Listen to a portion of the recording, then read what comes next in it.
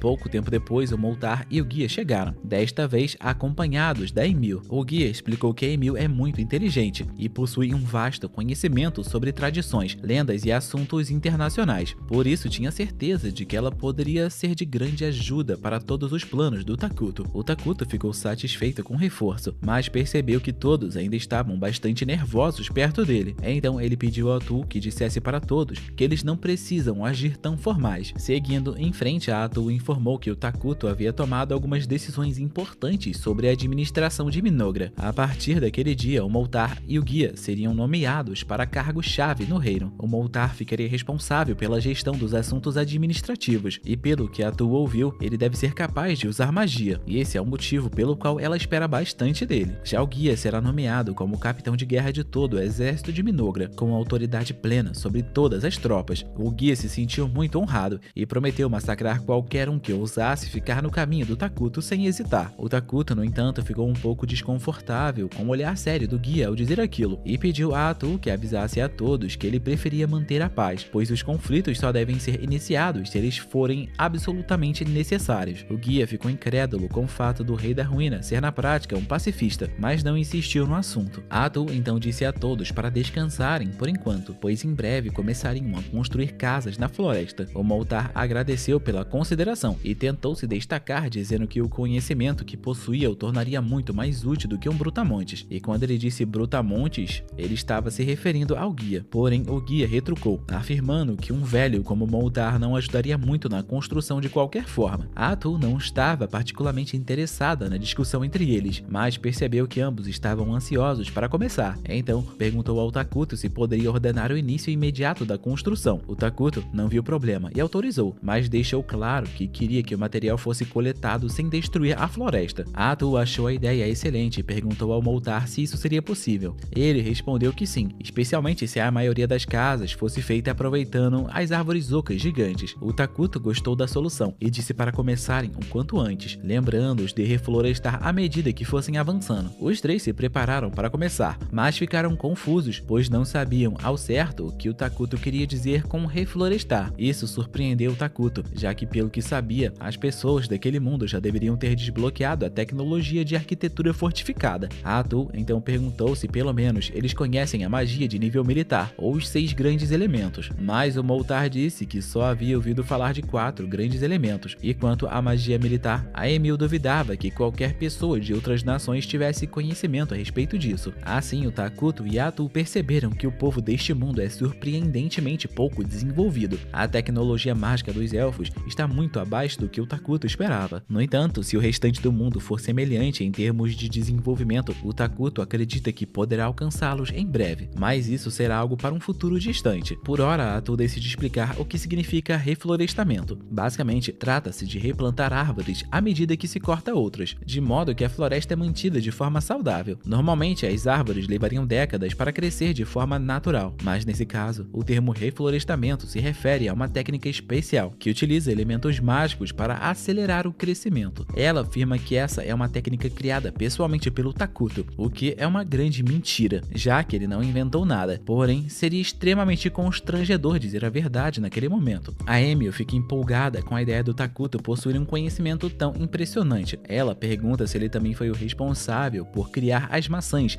e uva que lhes deu. Inclusive, ela comenta que plantou algumas sementes da uva e que elas já começaram a germinar. Logo, ela mal pode esperar para ver como elas vão ficar quando crescer. No mesmo instante, o Takuto e a Atu ficam em silêncio ao ouvirem que a Emil plantou uma semente de uva, pois isso sequer havia passado pela mente deles. Frutas como uvas e maçãs simplesmente não existem nesse mundo, ou pelo menos não existiam até agora. O Takuto conseguiu criá-las usando sua habilidade de produção de emergência, e se sua hipótese estiver correta, essa habilidade não se limita apenas à criação de alimentos. Para testar, ele invoca uma moeda e, como esperava, o experimento funciona perfeitamente. Assim, com essa nova descoberta, enquanto tiver mana suficiente, o Takuto pode criar praticamente qualquer coisa, desde pólvora até metais básicos e até mesmo petróleo. Com isso, conquistar o mundo talvez não seja tão difícil quanto ele havia imaginado. Enquanto isso, o Império Sagrado detectou sinais de uma presença sombria na floresta. Por isso, a Santa Solina, acompanhada de um bispo e alguns cavaleiros,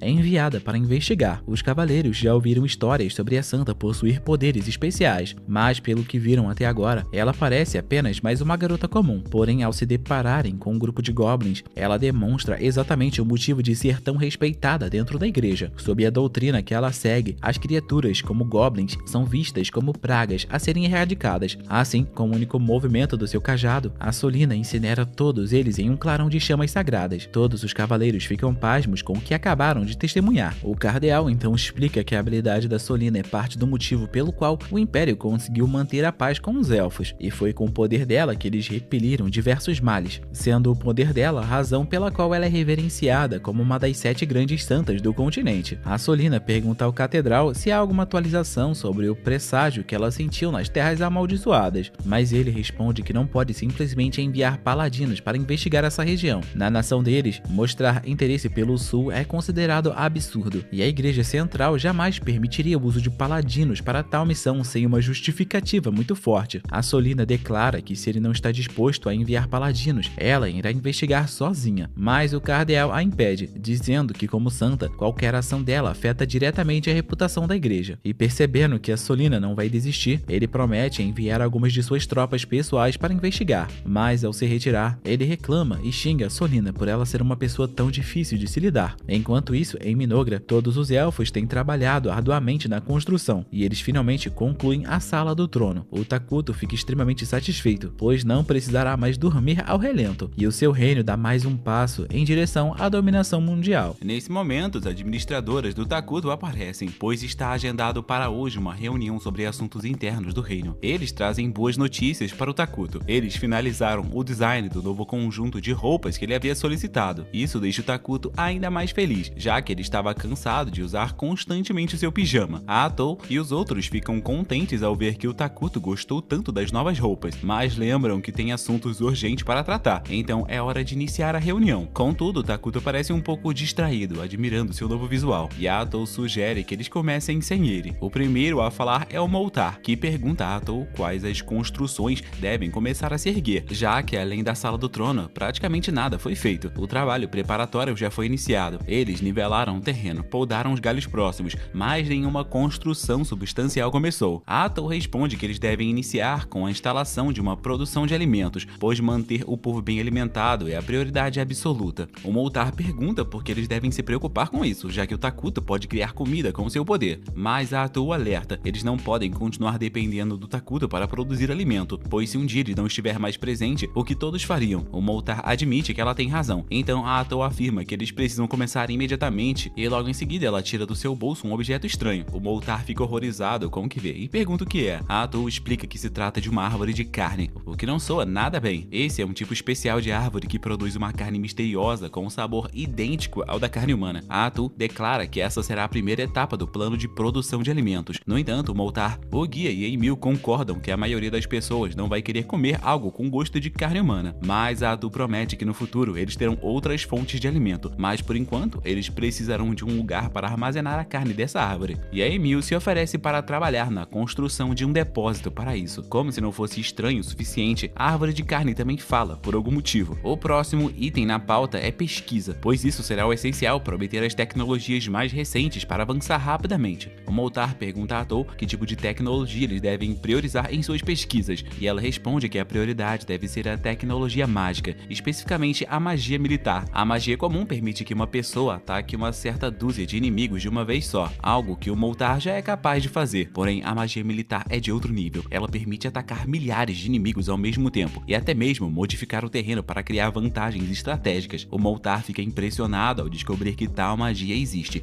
e demonstra entusiasmo em aprender tudo sobre ela. Ele afirma que assumirá pessoalmente a pesquisa. Por fim, resta tratar do planejamento militar, e o guia se oferece imediatamente para começar a mobilizar um exército, mas o Takuto o interrompe e diz que na verdade não quer investir muito esforço nisso agora. Ele explica que exércitos não produzem nada, apenas consomem recursos, e que no momento Minogra não tem recursos suficientes para sustentar as forças armadas. Além disso, mesmo que tivessem um exército agora, eles não são de longe fortes o bastante para derrotar qualquer nação, então seria inútil. O guia protesta, afirmando que do jeito que as coisas estão, eles não terão como proteger o Takuto caso sejam atacados. Para piorar, tanto o Moltar quanto ele próprio têm recompensas colocadas por suas cabeças, por serem líderes do clã dos Elfos Trevosos, o que significa que eles podem acabar sendo caçados a qualquer momento. Diante dessa situação, o Takuto concorda que negligenciar completamente a defesa seria uma má ideia. No entanto, ele ainda não quer gastar todos os recursos para formar um exército, então decide criar um herói ao invés disso. A Atou aprova imediatamente, explicando que apesar do alto custo de produção de um herói, é muito mais fácil sustentar uma única pessoa poderosa do que todo o exército. O Moltar e o guia ficam confusos e pedem para que a Atou esclareça o que ela quer dizer com herói. Ela explica que há vários heróis em Minogra que servem diretamente ao rei. Todos são extremamente poderosos e possuem habilidades especiais únicas, mas também tendem a ser um tanto excêntricos, o que pode tornar a convivência com eles irritante às vezes. Há diversas condições a serem cumpridas para invocar um herói, mas considerando o progresso atual, já deve ser possível fazer isso em breve.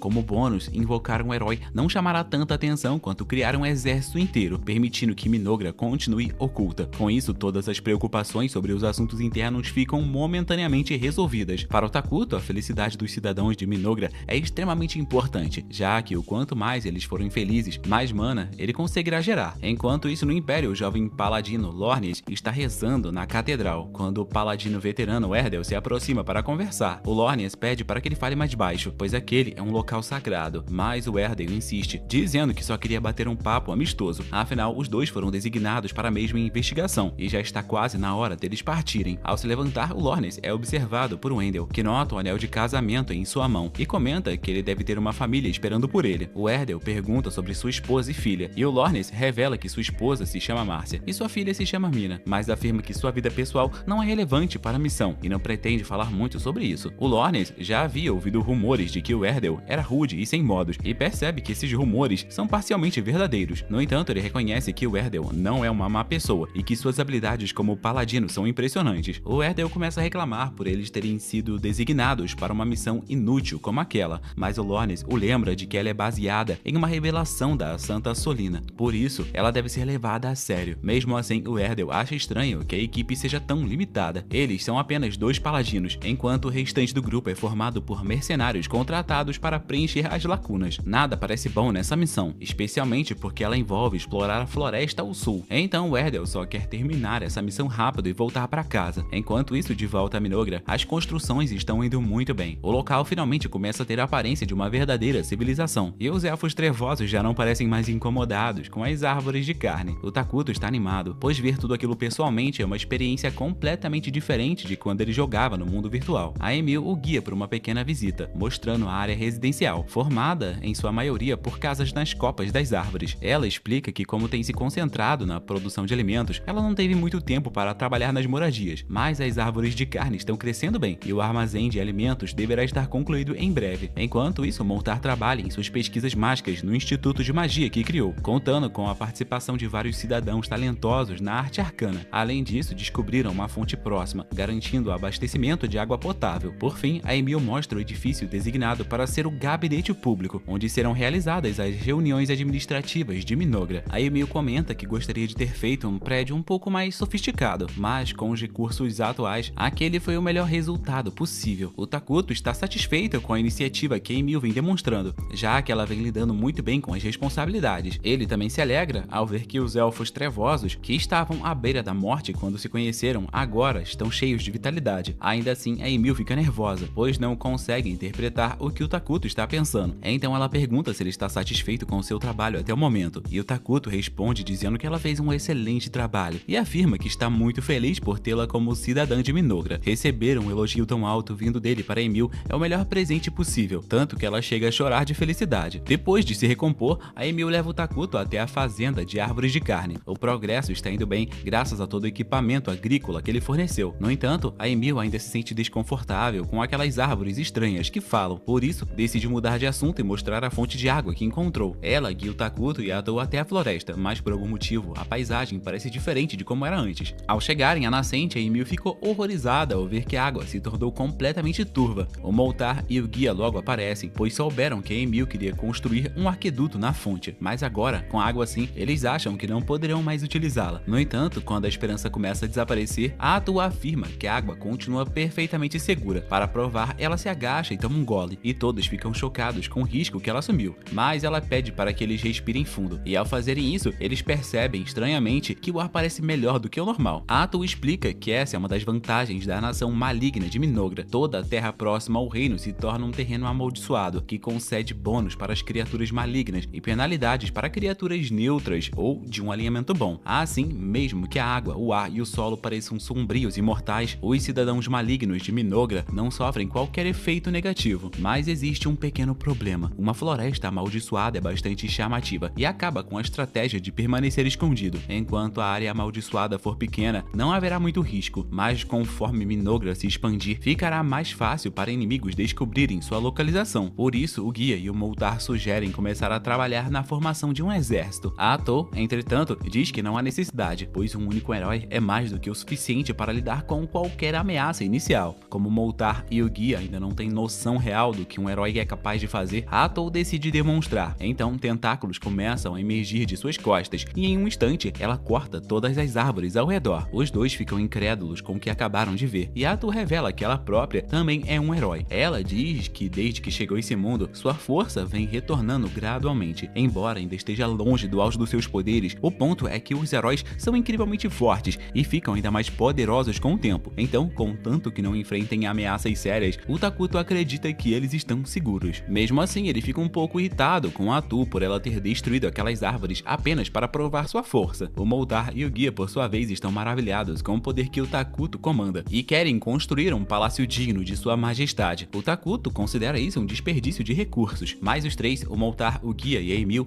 insistem dizendo que seria inconcebível para eles, como os seus cidadãos, o deixarem sem um castelo. A Atu diz ao Takuto que já que eles estão levando isso a sério, talvez seja melhor atender ao desejo deles. O Takuto admite que um palácio seria interessante, e como ele já sonhava em construir um castelo flutuante algum dia, ele decide que pode começar a planejar isso, já que está tudo indo muito bem. Mas sem que ele saiba, os paladinos continuam avançando lentamente em direção ao continente sombrio, e um confronto será inevitável quando descobrirem Minogra. No caminho, Erdel elogia o Lornis por ter conseguido contratar tantos mercenários. O Lornis responde que não foi fácil, especialmente porque a maioria dos mercenários da região está atualmente no norte. Isso porque um grupo de bárbaros apareceu de repente na província setentrional e começou a saquear os vilarejos próximos. A Santa Solina e seu exército foram enviados para lidar com eles, mas a situação ainda é grave. Um dos mercenários comenta que está feliz por não estar no norte enfrentando bárbaros, mas outro diz que poderia valer a pena, já que ouviu que o pagamento por lá é excelente. No entanto, também circulam rumores de que uma bruxa foi vista na região, e ninguém ali parece interessado em enfrentar algo assim. O Erdel diz que não adianta ficar falando sobre isso agora, já que seja uma bruxa do norte real ou não, não há chance de eles a encontrarem, pois o grupo está indo para as terras amaldiçoadas ao sul. Logo, eles chegam a uma cidade próxima para passar a noite. E durante o jantar, o Lornes começa a pedir mais detalhes ao mercenário Bargo sobre a bruxa que ele havia mencionado antes. O Bargo responde que não passa de um rumor que ouviu. Nesses rumores, era dito que uma bruxa era responsável por todo o caos no norte, mas o Lornes considera a ideia absurda, já que ele não acredita que uma única pessoa poderia causar tudo aquilo, especialmente com a Santa Solina enviada para lidar com a situação. O Bargo concorda que soa improvável e afirma que pessoalmente não acredita ser verdade, mas ressalta que é melhor prevenir do que remediar, já que enfrentar uma bruxa de verdade seria extremamente perigoso. Mudando de assunto para outro perigo, o Bargo acha estranho que o reino tenha enviado 2 cavaleiros sagrados com tanta urgência, especialmente quando o destino são as terras amaldiçoadas. Ele então pergunta ao Erdel o que exatamente eles vão enfrentar lá, pois se fosse algo parecido com uma bruxa, ele desistiria da missão ali mesmo. O Erdel admite que não recebeu muitos detalhes sobre o que encontrariam na floresta, mas garante ao Bargo que não deve ser nada de tão grave. Se tivesse que adivinhar, ele diria que está relacionado aos elfos negros que fugiram para a floresta recentemente. O reino provavelmente quer apenas confirmar se eles não estão causando problemas. Ele está errado, mas o Lornes e o Bargo acreditam completamente, já que para o povo do reino, os elfos trevosos são vistos como assassinos perigosos e usuários de maldições. O Lornes teme que, se deixados para trás, os elfos trevosos possam se fortalecer a ponto de atacar o reino um dia. Porém, o Erdel interrompe e diz que a missão deles é apenas de investigação e que assim que as coisas ficarem perigosas ou violentas, eles vão recuar. O Bargo fica sensato ao ver que seu líder é alguém sensato, pois ele não quer participar de uma matança em massa, muito menos lutar até o fim de sua vida. O Cavaleiro Loiro quer muito lutar até o fim de sua vida, cumprir o seu dever, enquanto o outro cavaleiro quer apenas fazer o que deve ser feito. Ele pergunta ao novato se ele tem esposa e filhos, e após obter a resposta, ele pergunta se ele quer mesmo participar de uma luta até o fim de sua vida, seja dele ou dos seus inimigos. Ele também lembra que mesmo que ele não pretenda voltar vivo, os demais mercenários ali têm famílias que gostariam de vê-los novamente. Então, a menos que seja absolutamente necessário, ele não colocará essas vidas em risco. O loiro não concorda com a ideia de poupar os elfos, mas também quer ver sua família novamente. Então, decide seguir as instruções do seu líder. Enquanto isso, em Minogra, o Takuto convoca todos os cidadãos para um local específico, pois há algo que ele quer que eles presenciem. Todos ficam confusos ao vê-lo parado ao lado de um monte de frutos de árvore de carne. Então o Takuto levanta a mão e começa a canalizar mana nos frutos. Todos observam ansiosos para ver o que vai acontecer e, para surpresa geral, o monte de frutos se transforma diante dos seus olhos em um inseto batedor. Todos ficam boquiabertos, pois o Takuto basicamente criou uma nova forma de vida com um simples gesto. Atou anuncia que aquilo é apenas uma fração do que o Takuto é realmente capaz de fazer e que todos devem continuar se devotando a ele. Depois disso, o Takuto retorna à sala do trono, aliviado por ninguém ter feito muitas perguntas sobre a criação do inseto batedor, já que ele mesmo não entende completamente como funciona. Ele e a Tua apenas seguiram o procedimento do jogo para que tudo desse certo, mas vendo ao vivo é difícil acreditar que simplesmente injetar mana em um monte de frutas seja o suficiente para gerar uma vida. Agora que confirmaram que podem criar soldados com segurança, a Atu diz que eles podem passar para a próxima fase do plano, criar um herói. Isso vai levar um tempo, já que o Takuto precisará acumular mana o suficiente para completar o ritual, mas quando estiver pronto, eles se tornarão praticamente imparáveis. A Atu está empolgada e pergunta qual herói o Takuto pretende invocar primeiro. Ele responde que será a Isla, a rainha dos insetos, pois ela oferece as maiores vantagens no início do jogo. A Isla é capaz de aumentar o poder de todas as unidades insetoides próximas, tornando todos os insetos batedores em combatentes extremamente eficazes. Além disso, a Isla pode produzir larvas soldado para auxiliar tanto no combate quanto na construção, o que a tornaria perfeita para acelerar o desenvolvimento de Minogra. Atou elogia o Takuto pela estratégia sólida. Além de suas capacidades únicas, a Isla também é a única heroína que não possui uma personalidade problemática. Os outros heróis são um pouco estranhos. Um é obcecado por conquistar o mundo, enquanto o outro quer ver o mundo inteiro em chamas. O Takuto prefere não lidar com isso por enquanto, embora reconheça que esses dois também são extremamente poderosos, e mais cedo ou mais tarde ele terá que invocá-los. O Takuto só espera que quando ele finalmente invocar os outros heróis, eles não causem tantos problemas, pois o seu maior desejo é levar uma vida tranquila nesse mundo. Enquanto isso, de volta ao grupo dos Cavaleiros Sagrados e Mercenários, eles acabam se deparando com um gigante das colinas furioso,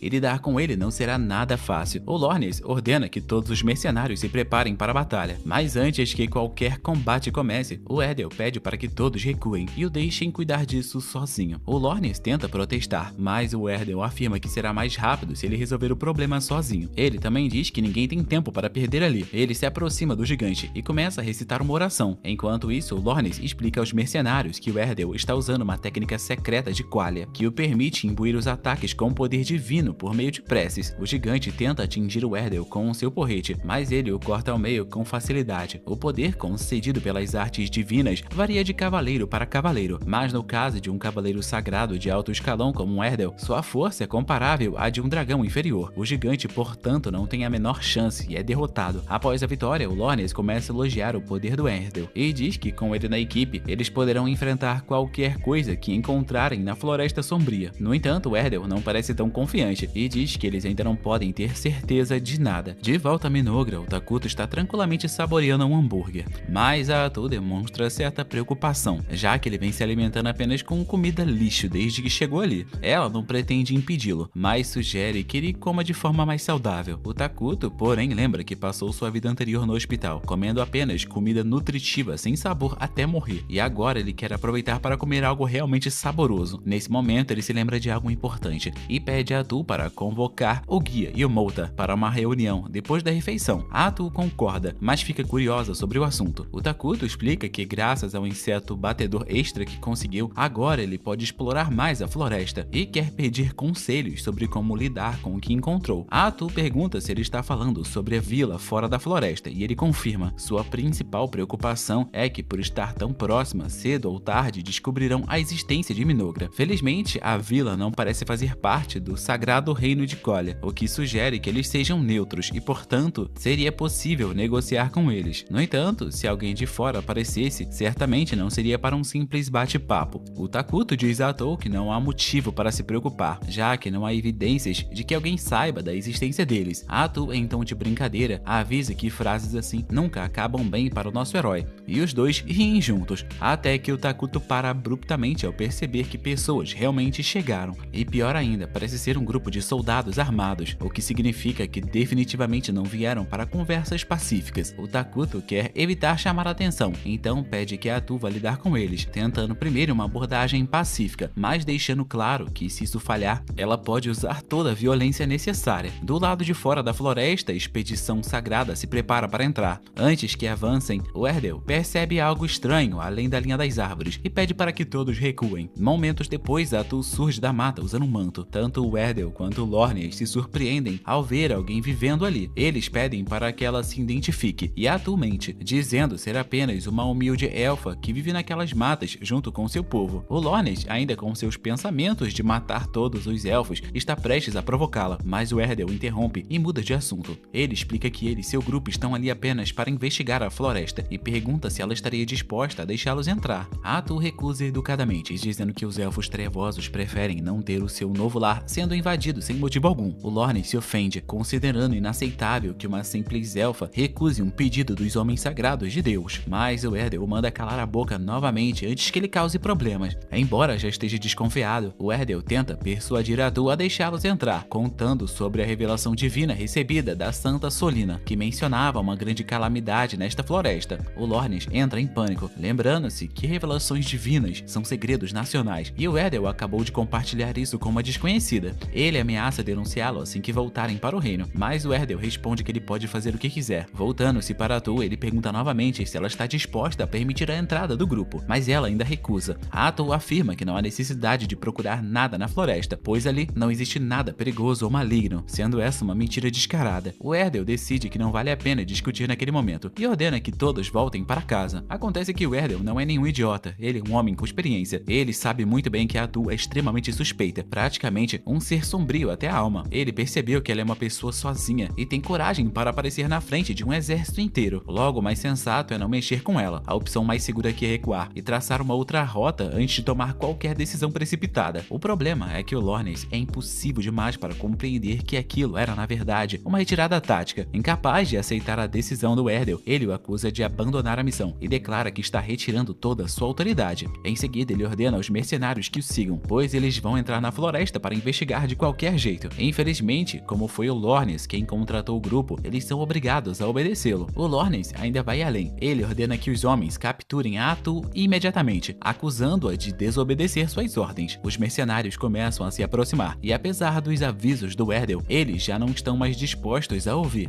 A Atu fica desapontada porque sua tentativa de resolver as coisas pacificamente falhou, mesmo tendo se esforçado tanto para evitar o sangue, mas agora não tem mais nada que ela possa fazer. Ela age rapidamente e no instante seguinte Lornes desperta caído no chão, coberto de sangue, percebendo que Atu finalmente parou de se conter. Ele está de alguma forma vivo, mas o mesmo não pode ser dito do restante dos seus mercenários que foram aniquilados. O Erdel grita para que alguém envie um relatório urgente ao reino, mas o Bargo informa que todos os mensageiros já haviam sido eliminados pela Atu. Os poucos mercenários que sobreviveram não têm chance de atravessar a floresta a tempo, ainda mais com ela em seu modo de ataque. Sem alternativas, ele ordena que todos preparem suas armas, pois agora eles terão que lutar. Atendendo a ordem, os mercenários disparam uma chuva de flechas, mas a Atu bloqueia todas com facilidade, saindo completamente ilesa. Esse era exatamente o tipo de situação que o Erdel queria evitar, enfrentar alguém como ela, e a Atu está tão decepcionada quanto ele. Ela deixa claro que tudo é culpa do Lornes. Se ele tivesse simplesmente aceitado ir embora, ela teria deixado todos partirem sem problemas, mas ele preferiu agir como um paladino da justiça, e agora o preço será pago em vidas. Finalmente percebendo o tamanho da besteira, o Lornes pergunta ao Erdel se ele sabe o que exatamente a Atu é. O Erdel admite que já suspeitava desde o início, por isso quis evitar o combate, mas ao ver a sua verdadeira forma, ele agora tem certeza de que a Atu é uma bruxa. No mundo, uma bruxa é considerada uma criatura de classe calamidade, oficialmente registrada como uma ameaça nacional. Ela é forte demais para que mercenários comuns tenham qualquer chance. Então, o Erdel ordena que todos recuem e deixem que apenas ele e o Lornes a enfrentem. Ambos avançam contra a Atu, recitando orações para imbuir seus ataques com poder sagrado. Inicialmente, ela não os leva a sério e bloqueia os golpes com desdém, chamando-os de fracos, mas para sua surpresa, eles conseguem cortar duas de suas poderosas garras tentaculares. Logo, ela percebe que ataques com magia sagrada causam dano adicional contra ela. O Erdel conclui que se eles cortarem todos os tentáculos, a Atu ficará indefesa. Ela, obviamente, não pretende deixar isso acontecer, e usando dois mercenários sobreviventes como escudos humanos, ela tenta forçá-los a parar, mas o Erdel diz que se eles não acabarem com ela ali mesmo, é possível que ela ameace o reino deles no futuro, e pelo bem da nação, sacrifícios serão necessários. Relutantemente, o Lornes concorda. Os dois avançam novamente e cortam não apenas os reféns, mas também os últimos tentáculos. A Atu finge estar surpresa com a facilidade com que eles sacrificaram seus aliados. Por um instante, ela até parece estar em apuros, mas tudo isso não passava de um jogo para ela. Segundos depois, vários tentáculos emergem do chão, empalando o Erdel diversas vezes. Em seu último suspiro, ele diz ao Lornes para fugir, antes de ser finalizado com um golpe certeiro na cabeça. O Lornes fica chocado. Ele tinha certeza que eles haviam cortado todos os tentáculos, mas a Atu nunca disse que não podia simplesmente criar ainda mais. Na verdade, ela poderia ter invocado quantos quisesse desde o início, e ela só estava se divertindo com eles. Diante do massacre, os mercenários perdem toda a força de vontade de lutar. Como a Atu também não parece interessada em persegui-los, o Lornes grita para que todos fujam em direções diferentes, torcendo para que pelo menos um consiga voltar ao reino e relatar o ocorrido. Eles largam as armas e correm, mas a Atu comenta que gostaria que eles tivessem feito isso desde o início. O Lornes, no entanto, fica para distrair a Atu. Ele desfere um golpe com sua espada sagrada, apenas para vê-la bloquear com a mesma técnica que ele e o Erdel usavam. Confuso, ele não entende como uma criatura maligna poderia dominar técnicas sagradas, mas descobre a verdade. Quando ela matou o Erdel, a Atu absorveu toda a sua experiência e habilidades, incluindo o domínio da espada. Agora, usando as técnicas do Erdel, ela o ataca, elogiando o Cavaleiro Caído como um verdadeiro guerreiro de elite, e lembrando que ele morreu porque o Lornes não conseguiu ficar de boca fechada. Em seguida, ela o provoca, perguntando se ele já pensou em sua esposa e filha, algo que ele nunca mencionou em voz alta. É então que ele percebe, ela também absorveu as memórias do Erdel. Com isso, o Lornes entende que o quanto mais a Atu matar, mais forte ela vai se tornar. Ela ainda se oferece para compartilhar o último pensamento do Erdel antes de morrer, que era a sobrevivência dos seus homens, algo muito nobre, que foi interrompido pelo egoísmo do Lornes. Ele tenta se defender, dizendo que os outros mercenários fugiram para relatar o ocorrido, mas a Atu o corrige, dizendo que todos já estão mortos. Ela explica que não se deu ao trabalho de persegui-los pessoalmente, mas nunca disse que estava sozinha. Ela já havia ordenado aos elfos que eliminassem qualquer sobrevivente. Assim que os mercenários fugiram, eles foram caçados e abatidos. Desesperado por ser o último vivo, o Lornes desfere um golpe desesperado contra a cabeça da Atu, e ela, sorrindo, saboreia cada instante do sofrimento dele. Não demora muito para que a Atu tenha o Lornes completamente dominado. Antes de matá-lo, ela decide esfregar um pouco de sal em sua ferida, dizendo tudo o que teria acontecido caso ele tivesse seguido o plano do Erdel desde o início. Segundo o ator, eles teriam voltado todos para casa sem nenhum arranhão. O Lornes teria se reencontrado com sua esposa e filha, passando o resto da sua vida feliz ao lado delas, totalmente ignorantes sobre qualquer calamidade que pudesse existir na floresta. Mas como ele escolheu agir de forma diferente, agora ela não vai apenas matá-lo, como fará questão de matar toda a sua família para que ele sofra. Ato comenta que pode ler a mente dele para saber como a família dele é e descobrir o endereço deles sem esforço nenhum. Ela deixa claro que é mesquinho o suficiente para colocar essa ideia em prática, e já que vai se dar ao trabalho, por que não ir além? Talvez matar todas as pessoas de todas as vilas por onde o Lornes passou a caminho da floresta também seja uma ideia interessante, e no momento em que cada uma dessas pessoas estiver vivendo a morte mais dolorosa que puder imaginar, ela vai garantir que todos saibam que tudo aquilo foi culpa dele. Desesperado, Lornes grita e implora para que ela não faça isso, mas a Atu, já começando a se entediar com a tortura psicológica, resolve encerrar o assunto e simplesmente tira a vida dele, calando-o de uma vez. Assim que o Lornes cai morto, o guia para informar que ele e seus homens conseguiram eliminar todos os mercenários que tentaram fugir, e não haverá sobreviventes para reportar os eventos daquele dia. A Atu agradece pelo bom trabalho e também pede para que ele se livre desses corpos. Antes de ir embora, o guia pergunta se ela realmente pretende seguir com o plano que mencionou, matando a família do Lornes e qualquer pessoa que ele tenha conversado. A Atu responde que tudo aquilo foi apenas para amedrontar o Lornes e que ela não tem a intenção real de cometer um genocídio. Além disso, daria muito trabalho e ela prefere evitar confrontos desnecessários. Mesmo assim, ela não pode perder mais tempo ali. Ela precisa falar imediatamente com o Takuto. Antes do combate começar, a Atu ouviu o Erdel chamá-la de bruxa. Mesmo que oficialmente sua classe seja heroína, ele também mencionou uma bruxa no norte, algo que o Takuto nunca tinha visto no jogo original. Isso leva a Atu a concluir que o mundo onde eles estão é diferente do mundo do jogo. O Takuto já suspeitava disso, embora muitas mecânicas ainda funcionem de maneira parecida. O melhor é assumir que as regras fundamentais sejam diferentes. Felizmente, nem todas as mudanças são negativas. A habilidade da Atu de absorver técnicas dos inimigos derrotados foi aprimorada. Agora ela também consegue reter parte das memórias dessas pessoas. Graças a isso, eles obtiveram informações valiosas sobre a situação atual do reino, vindo diretamente da mente dos membros do esquadrão de investigação. Pelo que sabem, a cidade de Qualia está ocupada com uma crise no norte, o que significa que eles não poderão se concentrar em Minogra por enquanto. Ainda assim, o desaparecimento total da equipe enviada certamente levantará suspeitas, e é inevitável. Uma hora ou outra, o reino vai tomar alguma ação para descobrir o que aconteceu. O Takuto sabe disso, mas por enquanto, seus inimigos não possuem informações concretas sobre Minogra. A menos que os líderes sejam completamente insensatos, um ataque imediato não deve acontecer. No momento, a preocupação maior é a tal perturbação no norte e a bruxa responsável por ela. A Atu tentou extrair o máximo possível de informações sobre bruxas das memórias do Erdel, mas ele sabia muito pouco. Ainda assim, havia uma coisa muito clara: a bruxa do norte era capaz de causar uma destruição em escala militar sozinha. Enquanto isso, no território do norte, a bruxa Erakino acabava de destruir mais uma vila, e ela já estava se preparando para atacar a próxima. Todos os moradores mortos eram reanimados por ela como mortos-vivos, e o Takuto não sabe ao certo quais são as habilidades dela, mas considerando o nível de destruição que ela foi capaz de causar em tão pouco tempo, ele começa a suspeitar que ela também possa ter vindo do outro mundo, assim como ele e a Atu. Se isso for verdade, a situação pode complicar muito. A Atu acredita que a Erakino, provavelmente por ter alinhamento maligno, talvez exista uma chance de cooperação entre eles. Ela pergunta ao Takuto se eles deveriam tentar contato, mas o Takuto recusa a ideia. Eles não conhecem a personalidade dela e seria um risco enorme. A Atu lamenta que todos esses problemas estejam surgindo justamente quando as coisas finalmente estavam indo bem em Minogra, mas o Takuto a lembra que a Erakino está no extremo norte, longe demais para ser uma ameaça imediata. No entanto, essas novas ameaças deixam claro que Minogra precisa fortalecer suas defesas. O Takuto decide que vai criar outro herói o quanto antes. Antes ele planejava invocar a Isla, mas diante dos recentes acontecimentos, talvez precise de alguém mais voltado para o combate. Além disso, ele vai repensar a sua estratégia de se manter oculto. A presença de forças imprevisíveis, como uma bruxa, significa que será necessário formar uma aliança com alguma nação. Qualia está fora de cogitação, após o que Atu fez com os Palaginos, mas o país ao leste da floresta é neutro e ainda não teve contato direto com Minogra. Assim, quando o palácio estiver pronto, o Takuto pretende investigar essa nação e avaliar a possibilidade de trabalharem juntos. Enquanto isso, na cidade ao leste, um ataque de bárbaros está acontecendo. Uma portadora de cajado ergue sua arma e lança um poderoso raio, eliminando todos de uma vez. Os cidadãos comemoram e a elogiam por proteger a cidade com tamanha facilidade, mas ela avisa que ainda é cedo para celebrar. Enquanto observava o cenário, parecia evidente que ainda havia uma quantidade enorme de trabalho a ser feita, e isso não era algo que se resolveria da noite para o dia. De volta ao território de Minogra, Atu e o Takuto terminam sua conversa, e ela já se prepara para sair quando de repente se lembra de algo importante que precisa dizer antes de partir. Ela para, respira fundo e admite que há uma coisa pelo qual deseja se desculpar. A Atu sabe muito bem que o Takuto não gosta de violência desnecessária, especialmente quando existe a possibilidade de resolver as coisas de forma pacífica. Porém, durante o confronto com o Paladino, ela admite que acabou se deixando levar pela situação e exagerou um pouco, talvez muito. O Takuto, no entanto, não reage como ela esperava. Ele simplesmente fica ali encarando-a com uma expressão neutra, sem demonstrar a menor preocupação. Depois de um breve silêncio, ele pergunta com um tom quase desinteressado por que ele se importaria com isso. Nesse instante, a Atu é lembrada de quem o Takuto realmente é, e embora ele seja de certa forma um indivíduo gentil no convívio diário, ele também é a própria encarnação do mal absoluto, e portanto há pouquíssimas coisas que realmente incomodariam. Não demora muito para que a construção do tão aguardado Palácio do Takuto seja finalmente concluída, marcando um marco importante para o avanço e a consolidação do seu reino. O Takuto fica visivelmente empolgado, pois sempre sonhou em ter um palácio gigantesco que simbolizasse sua soberania. A Atu, aproveitando o momento, comenta de forma grandiosa que um dia aquela construção será tão imponente que a sua ponta tocará os céus. Porém, essa conversa sobre o palácio leva a Atu a perceber um detalhe curioso. Apesar do Takuto ser o rei, ele ainda não possui sequer um atendente ou servo pessoal que cuide de suas necessidades. O Takuto confessa que nunca tinha pensado nisso antes, mas reconhece que seria de fato estranho um monarca não ter criados à sua disposição. Com isso, a Atu pergunta se ele tem alguma preferência quanto ao tipo de atendente que gostaria de ter, para que ela possa providenciar alguém adequado. Um tanto constrangido, o Takuto responde que está bem com qualquer pessoa, desde que seja fácil de conversar. Ele admite com um sorriso envergonhado que é um péssimo comunicador. Na verdade, ele sequer manteve uma conversa de verdade com qualquer um dos elfos, desde que ele chegou aqui. A Atu, no entanto, acredita que isso se deve principalmente ao fato do Taku aparentar ser uma massa viva negra de energia, com olhos puramente malignos que assustam qualquer pessoa. Mesmo assim, ela garante que ele não precisa se preocupar, pois já tem um plano perfeito para resolver isso. O Takuto não gosta nada do entusiasmo exagerado que vê no rosto da Atu, mas decide deixar que ela siga com a ideia, apenas para ver no que vai dar. Sem perder tempo, a Atu convoca o guia, o Molter e a Emil, e ordena que eles reúnam todas as meninas jovens da vila, alegando que o Takuto as deseja. Tanto o Takuto quanto o guia ficam boquiabertos com a afirmação, incapazes de acreditar no que acabaram de ouvir. O guia, tentando dar o benefício da dúvida, pergunta a Atu o motivo exato de tal ordem. Com toda a naturalidade do mundo, a Atu responde que pediu meninas mais jovens porque imaginou que seria mais fácil para o Takuto treinar e melhorar suas habilidades de conversa com elas. Mas ao invés de explicar isso de forma direta, ela proclama em alto e bom som que o Takuto gosta de meninas mais jovens. Essa declaração passa de todos os limites, e antes que a Atu pudesse piorar ainda mais a situação, o Takuto a interrompe imediatamente, exigindo que ela explique tudo corretamente, sem deixar nenhum mal entendido passar. Após ouvirem a história completa, o velho elfo e os outros suspiram de alívio, entendendo que o Takuto apenas queria um servo com quem ele pudesse conversar com mais facilidade, e o motivo para ele pedir especificamente crianças era simples. Como o reino ainda carecia de mão de obra, ele não queria retirar trabalhadores valiosos de suas funções para transformá-los em servos pessoais, e crianças que ainda não poderiam contribuir em trabalhos pesados seriam a melhor opção. O Molter e os demais ficam impressionados com o quanto o Takuto pensou de forma prática e lógica, e concordam em trazer as crianças para conhecê-lo. O Takuto até se anima com a perspectiva de finalmente ter alguém para conversar, mas havia um detalhe que ele não previu. Para qualquer pessoa comum, o Takuto ainda pareceria uma calamidade viva. Assim que as crianças o veem, elas começam a chorar desesperadamente, incapazes de conter o medo. O clima azeda na hora, e o Takuto se sente péssimo com o ocorrido. A Atu, tentando encontrar uma solução, pergunta ao Molter se ele conhece alguma criança que não choraria ao ver o rei. Porém, dadas as circunstâncias, o Molter não consegue pensar em ninguém apropriado. Nesse momento, o guia se manifesta e pergunta se o Takuto já conheceu as gêmeas. Ele explica que não as apresentou antes porque acreditava que elas não seriam servas adequadas para um rei. As duas carregam um passado conturbado, e ele temia que pudessem ofender o Takuto de alguma forma. No entanto, com as opções praticamente esgotadas, a Atu ordena que eles as chamem assim mesmo. Poucos minutos depois, as gêmeas entram no palácio. As duas se apresentam formalmente diante do Takuto, revelando seus nomes, sendo a 01 e a 02. Logo de início fica clara a diferença entre as irmãs. A 01 é mais reservada, fala de forma respeitosa, escolhendo suas palavras cuidadosamente, como se estivesse diante de um monarca de grande importância. importância. Já a 02 fala com naturalidade, tendo até mesmo um pouco de intimidade, como se estivesse conversando com um velho amigo, chamando o Lorde dela de Takuto de maneira descontraída, como se ele fosse um dos seus camaradas. A Atu já tem bastante experiência em avaliar pessoas à primeira vista. Ela percebe imediatamente que aquelas crianças carregam um passado marcado por sofrimento. Seus olhares e posturas revelam histórias duras, muito além do que qualquer criança deveria ter vivido. Curiosa e ao mesmo tempo preocupada, a Atu pergunta à garota sobre as suas feridas e cicatrizes visíveis em seu corpo. Ela explica que foram causadas por uma doença grave, e antes que pudesse dizer mais, o Moltar intervém para dar detalhes. Aquela doença foi na verdade uma praga mortal que atingiu seu povo há algum tempo. Aquela garota chegou a ficar à beira da morte, mas felizmente foi curada. No entanto, as marcas e cicatrizes deixadas pela enfermidade jamais desapareceram, permanecendo no corpo dela como uma lembrança permanente daquele período sombrio. Em seguida, a Atu direciona a conversa para outra garota, perguntando o que teria acontecido com ela para que ela se comportasse de forma tão diferente e carregasse aquele ar de distanciamento. A garota hesita por um breve momento, mas acaba revelando que sua irmã passou por algo extremamente cruel e perturbador, algo que a mudou para sempre. Antes que a Atu pudesse perguntar exatamente o que teria sido, a garota, sem qualquer hesitação, responde com frieza, dizendo que comeu a própria mãe. A declaração seca e direta atinge todos como um choque. Isso era muito pior do que a Atu havia imaginado, e procurando entender o que aquilo significava, ela se volta para o Moltar em busca de uma explicação. Ele, com um semblante carregado de tristeza e vergonha, admite que não se orgulha do que aconteceu, mas naquela época foi a única solução possível. O povo da tribo dos elfos nunca esqueceu o sacrifício nobre e desesperado que a mãe das meninas fez para garantir que os demais sobrevivessem. Ao ouvir isso, Takuto começa a rememorar o que ele sabia sobre a jornada dos elfos. Ele lembra-se que quando foram expulsos de sua terra natal, eles precisaram atravessar regiões traiçoeiras e perigosas por muito tempo. Nessas condições extremas, a fome se tornava um inimigo tão mortal quanto qualquer monstro. Em situações assim, sacrifícios dolorosos eram por vezes inevitáveis, e o episódio havia despedaçado completamente a percepção que a Maria tinha do mundo. De certa forma, talvez fosse até positivo que ela não demonstrasse medo do Takuto, já que a maioria se sentiria intimidada por sua presença. Contudo, a Atu não tinha certeza se isso fazia dela uma boa candidata para servir como assistente pessoal do rei. Enquanto a Atu ponderava sobre a situação, a outra garota começa a caminhar na direção do Takuto. Ao se aproximar, ela o encara atentamente e comenta, de certa forma, dizendo que ele parece branco para ela. O Takuto, intrigado, fica surpreso, já que todos sempre o descrevem como a encarnação das trevas, mas pelo visto a percepção dessa garota é diferente. Impulsionado pela curiosidade e pela sensação de que havia algo único naquela garota, o Takuto pergunta diretamente se ela aceitaria se tornar sua assistente pessoal, cuidando dele no dia a dia. Sem hesitar, ela responde que vai fazer o seu melhor. Assim, o Takuto a nomeia oficialmente como sua serva, e além disso, como candidata à futura líder de Minogra. A Atu observa a cena, surpresa. Aquela havia sido de longe a conversa mais longa e natural que o Takuto manteve com alguém além dela própria. Ainda assim, ela percebe que a outra garota ainda está calada. Então, o Takuto decide perguntar sua opinião. A garota responde de forma firme, dizendo que, como irmã mais nova, ela sente que tem o dever de ficar ao lado da Maria em todos os momentos. Se a Maria deseja servir ao rei, então ela também servirá. Satisfeito, o Takuto declara que a partir daquele momento ambas serão responsáveis por cuidar dele. O guia e o Moltar trocam certos olhares leves de preocupação com a decisão. Depois de todos se retirarem, o Moltar retorna discretamente para falar com o Takuto em particular. Ele explica que desde a morte da mãe, as irmãs não são capazes de sentir qualquer emoção genuína. É como se seus corações estivessem completamente fechados para o mundo, e servi-lo como atendentes traria inevitavelmente vários desafios. Ainda assim, ele pede que o Takuto seja paciente e tolerante com elas, até que com o tempo elas possam começar a se abrir novamente. Mais tarde, as duas iniciam oficialmente suas funções como criadas reais, porém os primeiros problemas surgem quase de imediato. Ao tentar levar um copo de água para o Takuto, uma das garotas tropeça em seus próprios pés e derrama todo o conteúdo sobre ele. A outra garota rapidamente se oferece para secá-lo e se desculpa pelo erro da irmã, comentando que não é a primeira vez que isso acontece. O Takuto, no entanto, não está irritado e não vê motivo para broncas. Pouco tempo depois, a Atu entra na sala e, ao ver a cena, ela expressa uma clara decepção por essa garota ter cometido mais um erro. E antes que ela possa repreender as meninas com mais severidade, o Takuto intervém e pede para que ela pegue leve com elas. Mas a Atu continua visivelmente incomodada com o número de erros que ambas as garotas estão cometendo em tão pouco tempo de serviço. No entanto, se o Takuto não deseja puni-las, ela também não pode tomar nenhuma atitude contrária à decisão do rei. No fim, ela suspirou e decidiu seguir o protocolo, apenas advertindo,